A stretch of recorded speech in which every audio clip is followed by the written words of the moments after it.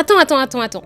Comment ça, tu as un site internet mais sur ton profil sur les réseaux, il n'y a pas de lien vers ton site? Donc là, tu es en train de me dire que tu as payé pour un site en temps, en argent ou les deux et que tu n'y renvoies absolument pas tes prospects? Oui, je viens attraper des vestes aujourd'hui. Non mais parce que je vois trop de profils sans lien vers leur site. Et je sais pour certains, parce que j'ai fait le site et que vous l'avez validé et que vous l'aimez, que c'est pas parce que vous en avez honte. Parce que le truc, c'est qu'on est d'accord. Le profil sert de vitrine.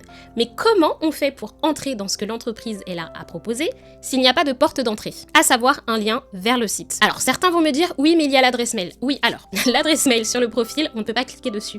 Et les gens ont la flemme de faire copier-coller. Alors, le produit peut être génial, les services peuvent être géniaux, mais là n'est pas la question. Parce que si tu ne lui mâches pas le travail, le prospect, il va aller là où ce sera plus simple pour lui et ton entreprise, il va la zapper. En fait, notre problème à nous les entreprises, c'est qu'on a le syndrome du personnage principal.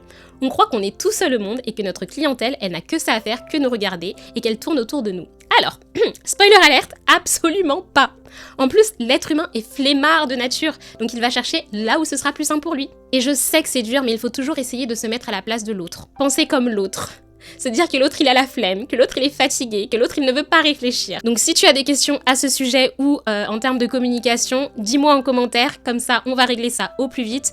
Et on est d'accord, plus de profils d'entreprise sans lien cliquable, ok ?